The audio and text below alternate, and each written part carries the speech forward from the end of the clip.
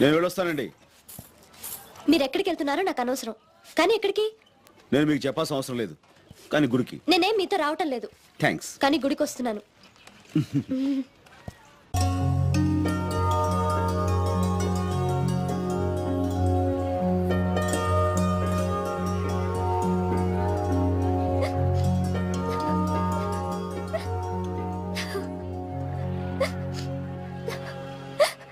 పద్మా, ఎందుకు ఏడుస్తున్నావు? పద్మా, అసలు కాదు, ఏమైంది? ఎందుకు ఏడుస్తున్నావు? ఎవరైనా చూస్తే నేను ఏదో చేశాను అనుకుంటారు. ఏమైంది చెప్పు.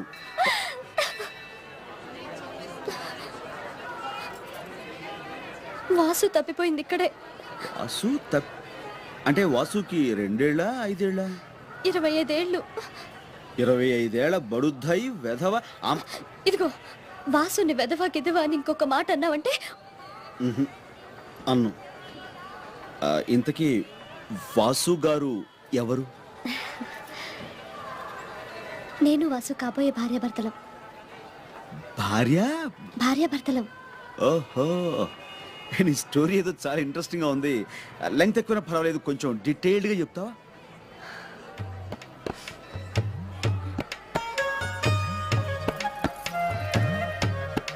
చెప్తాను.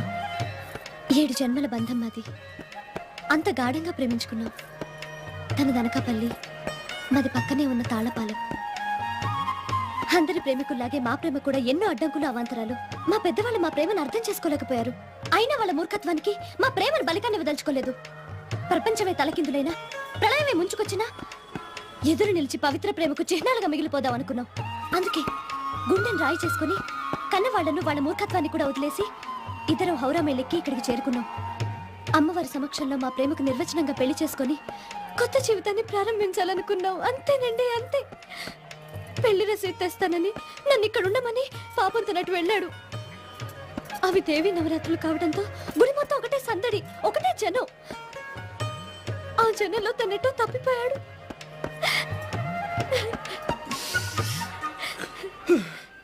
ఇది అంత బలీయమైంది.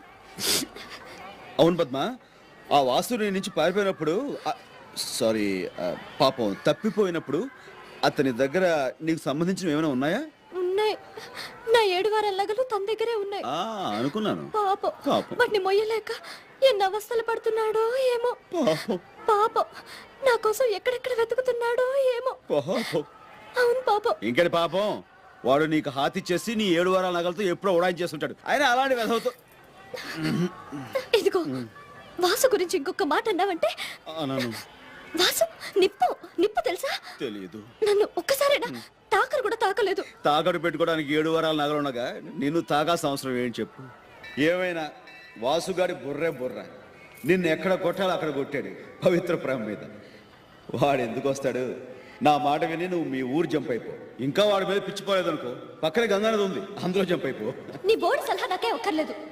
అస్తు శ్రీ భగవతః మహాపురుషస్య మహావిష్ణోః ఆజ్ఞేయ ప్రవర్తమానస్య అద్య బ్రహ్మణః ద్వితీయ పరార్థే శ్వేతవరాహ కల్పే ప్రకాశన్నామధేయాయాః ద్వాదశ దిన ప్రథమ పిండ ప్రదానం, ద్వితీయ పిండ ప్రదానం, తృతీయ పిండ ప్రదానం. నమో బ్రహ్మణ్య దేవాయ గో బ్రాహ్మణ్యహితాయ చ గో బ్రాహ్మణ్యహితాయ చ. మావయ్య, నేను బయలుదేరుతానండి. పోతావమ్మా? సరే. రే, కోడలమ్మ ఊరెళ్ళిపోతుందంట, దగ్గరుండి పంపించండి. లెక్కేమన్నా కావాలమ్మా? బాబిడ్నే ఉంటాడు, నువ్వు పోయి మీ వాళ్ళతో సంతోషంగా ఉండు. ఏంది సంతోషంగా ఉండటానికి ఏం మిగిలింది? నాకు ఏం మిగలలేదమ్మా, మిగలలేదు. మిగిలిందంతా ఈడే, నా రక్తం. నా కాడే ఉంటాడు, నా కాడే పెరుగుతాడు. పులి అవుతాడేంట్రా? పులిని తయారు చేయడం, రక్తాలు తాగించడం, మనుషులు చంపించడం. సర్లే, చాలా చెప్పినావు, విన్నాం. ఎక్కువ మాట్లాడొద్దు. వీడినే పెరగాల, వీడినే పెద్దోడు అవ్వాల. వీడి చేతులతోనే ఈ నాయన్ని చంపిన వాళ్ళని చంపాలా. అప్పుడే నా పులి. జరిగిన తర్వాత కూడా చంపడాలు నరికేయడాలు అంతకన్నా వేరే ప్రపంచం తెలీదా మీకు? కొడుకు చంపుకున్నావు, కూతురు బతుకుని నాశనం చేశావు. వీడిని కూడా చంపేస్తావా? వద్దు, నా కొడుకు అంత కర్మ పట్టలేదు. కర్మేందమ్మా? బాధ్యత బాధ్యత. మా తాత మా నాయనకి ఇచ్చినాడు, మా నాయన నాకు ఇచ్చినాడు. నేను నా కొడుకు ఇవ్వాలనుకుంటే వాడు పిరికొడ్లా పారిపోయినాడు, నిన్ను పెళ్లి చేసుకున్నాడు. మళ్ళీ వచ్చినాడు, అమ్మ కోసం పోయాడు. అందరూ పోవలసిన వాళ్ళమే, ఎవరు ఉండరు. కానీ బతికిన నాళ్ళు పులిలా బతకాలి. అయినా నీ మొగుడిని చంపిన వాడిని వదిలేసి వెళ్ళటానికి సిగ్గులేదా? పౌరుషం లేదు? ఈడనే ఉంటాడు, నేనే పెంచుతాను. నీకిష్టమైతే మాతో ఉండు, లేదా పో. అనవసరంగా గొడవ చేయకు. ఏంటి బెదిరిస్తున్నావా? నన్ను చంపినా సరే నా బాబుని ఇక్కడ వదిలేను. నా బాబుని గొంతు దించుకుని అరుస్తున్నావు? ఈడు నీ బిడ్డ కాదు. నా రక్తం పంచుకొని పుట్టిన నా బిడ్డ నీ దగ్గర పాడుకుంటే ఈడు పుట్టాడు, ఈడు మాకే సొంతం. నువ్వెవత్తవే? మధ్యలో వచ్చినావు, మధ్యలో పోతావు. వీడిని కొడుకే పుట్టాడని నమ్మకం ఏంటి? నీ చెప్తేనే కదా నీకు తెలిసేది. వీడిని కొడుకే పుట్టలేదు, నీ కొడుకే సంబంధం లేదు.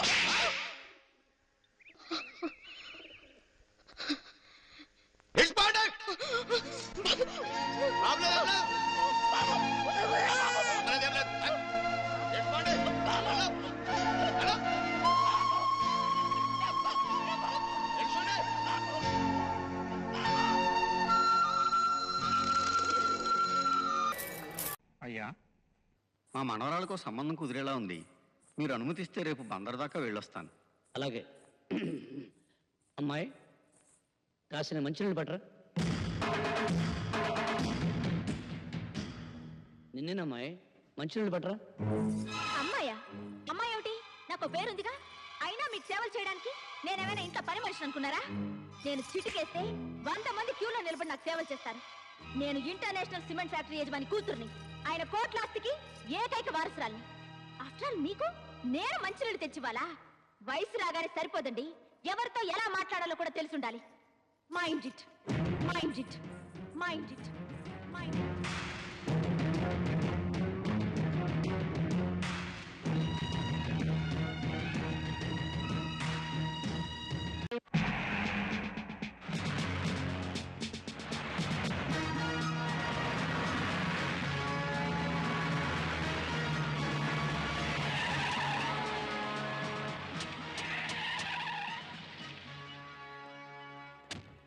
నేను పైకెళ్ళి పెద్దరెడ్డి గారిని చూసొస్తాను. వీళ్ళందరినీ ఇక్కడ నిశ్శబ్దంగా ఉండమని.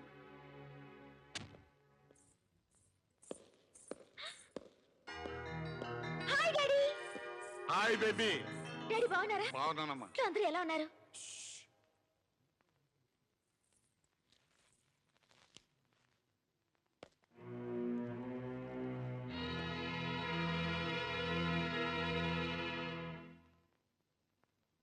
నమస్కారం అండి. అరే, వీంకుల వరా, రండి కూర్చోండి. మీకు నా మీద కోపం ఉంటే చెప్పుతో కొట్టండి, అంతేగాని ఇలా హాస్యం అడగండి. ఇందులో హాస్యమే ఉంది, కూర్చోమన్నాను. నేను మీ ముందు ఏనాడైనా కూర్చున్నానండి? అది కల్లో కూడా జరగని పని. మీరు కూర్చోకపోతే నేను లేస్తాను. అరే మీరు లేవటం ఎందుకండి? పర్లేదు. వ్యాపారం ఎలా జరుగుతుంది? మీ దయ వల్ల బాగానే ఉంది. ఇందులో మాదయ్యే ఉందండి, అంతా భగవంతుని దయ. అమ్మమ్మమ్మ, అలా అనకండి. ఆ రోజుల్లో మీ తాతగారు, మీ నాన్నగారు, ఆ తర్వాత మీరు మా వెనకుండా నడిపించబట్టే ఈ రోజున మాకింత ఆస్తి ఫ్యాక్టరీలో ఉన్నాయి. ఇవాళ మా కుటుంబం ఇంత పచ్చగా ఉంది అంటే మీరు పెట్టిన భిక్ష కదండి. ఫ్లైట్ 8 గంటలకి 9:30 సార్. బోర్డింగ్ బస్ తీసుకున్నారా? సురేష్ వెళ్ళాడు సార్. ఢిల్లీలో మీరు దిగ్గానే మిమ్మల్ని రిసీవ్ చేసుకోవడానికి కిషోర్ వస్తాడు సార్. గుడ్. నమస్కారం అండి. ఏం కావాలి? మా అబ్బాయి ఇంజనీరింగ్ సీట్. సెక్రటరీ, ఆ వివరాలన్నీ నోట్ చేసుకుని ఎడ్యుకేషన్ మినిస్టర్ గారితో చెప్పి ఆ పని ఎలా చూడండి. Sir 18 sorry, out of station చెప్పారు కదా, ఆ టైం ఏంది వస్తా. నమస్తే సార్. థ్యాంక్ యూ సార్, మీ దయ వల్ల నాకు ప్రమోషన్ వచ్చింది. Very good. మా అమ్మాయి పెళ్లికి సెక్రటరీ, వీరికి 20,000. సార్, నా జాబ్ విషయం. ఈ పని ఎలా చూడు. Thank you sir. Good morning daddy. Good morning baby. అమ్మా జాగింగ్ వెళ్ళదా? లేదు డాడీ, నా ఫ్రెండ్ ఇంటికి వెళ్ళొస్తున్నాను. Very good. నువ్వు వెళ్ళి టిఫిన్ చేయమ్మా. మీ డాడీకి అర్జెంట్ పని ఉంది, వెళ్తా. అలాగే. ఈ ఊరు పక్కనే ఫ్యాక్టరీ కట్టడానికి స్థలం ఉందంటే చూడడానికి వచ్చాను. ఎలాగో ఇంత దూరం వచ్చాను కదా, మిమ్మల్ని కూడా చూసి వెళ్దామని వచ్చాను. వస్తానండి. అలాగే. అమ్మాయితో మాట్లాడి వెళ్ళండి. లేదండి, కొంచెం అర్జెంట్ పని ఉంది. అదేంటండి, ఇంత దూరం వచ్చి కనీసం కన్న కూతురు ఎలా ఉందో అడగకుండా వెళతారా? అందులో నువ్వు అమ్మాయి ఒట్టి మనిషి కూడా కాదు.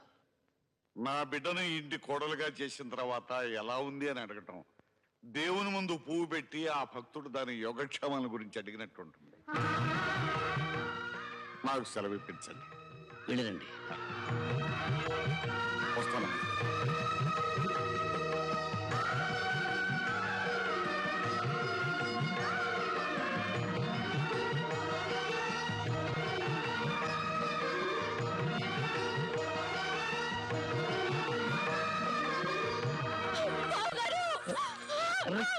ఏమిటమ్మా ఇది? నన్ను క్షమించండి బావగారు, నన్ను క్షమించండి. అవివేకంతో చాలా పొరపాట్లు చేశాను. నన్ను క్షమించాలని ఒక్క మాట చెప్పండి బావగారు. అహంకారంతో మిమ్మల్ని అనరాని మాట్లాడినాను. పిడిపిడి జ్ఞానంతో మిమ్మల్ని అవమానించాను. నేను చేసిన తప్పుకి ప్రాయశ్చిత్తం లేదు. నన్ను క్షమించండి బావగారు. లేదు బావగారు, మీరు నన్ను క్షమించాలని చెప్తే తప్ప నా పాపానికి పరిహారం లేదు. మిమ్మల్ని అందరినీ ఎంతగానో క్షోభ పెట్టాను. మరిది గారిని కొట్టాను. మీ అందరి ముందు నిలబడే అర్హత కూడా లేని నేను మీ అందరితో చాలా అహంకారంగా ప్రవర్తించాను. నన్ను క్షమించండి అక్కయ్య. నన్ను క్షమించండి. ఊరుకోమ్మా, నువ్వెవరురా? మా బిడ్డ కదా, ఊరుకోవాలి.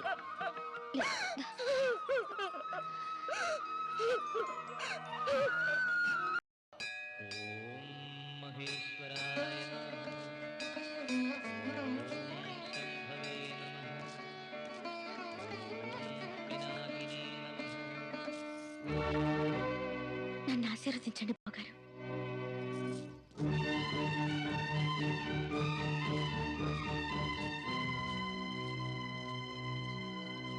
ఏమండి? లక్ష్మి,